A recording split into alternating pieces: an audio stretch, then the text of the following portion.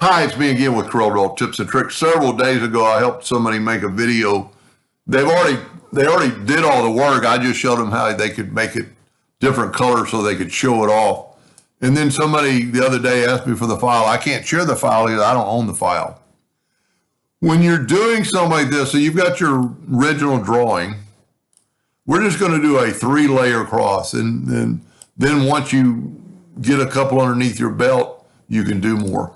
We're going to take, and I drew a rectangle, I'm going to fill that in. So I just have the outside of the box. We're going to go ahead and fill in the blue. So now I've got a blue solid piece of wood.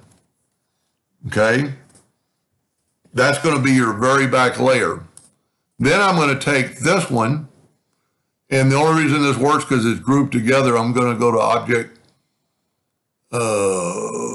Contour.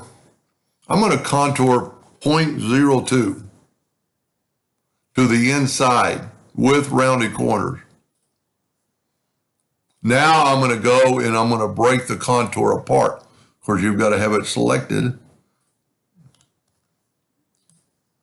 Then go to Object, Break Contour Apart, and then try to just grab one of them. And the red one is your last item.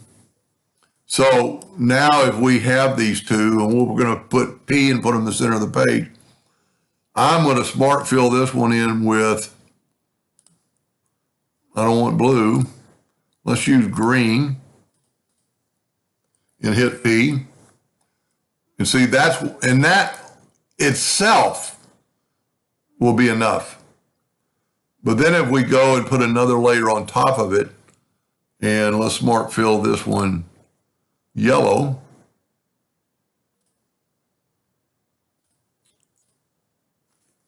and move it down, hit P. The changes are minute, but you can see the blue, the yellow, and the green. The green is your outside of your very back layer. The blue is what's on the next layer in, and then your yellow is your next layer. Somewhat like this, but he didn't paint it, and it looks like he did 4 or 5 layers.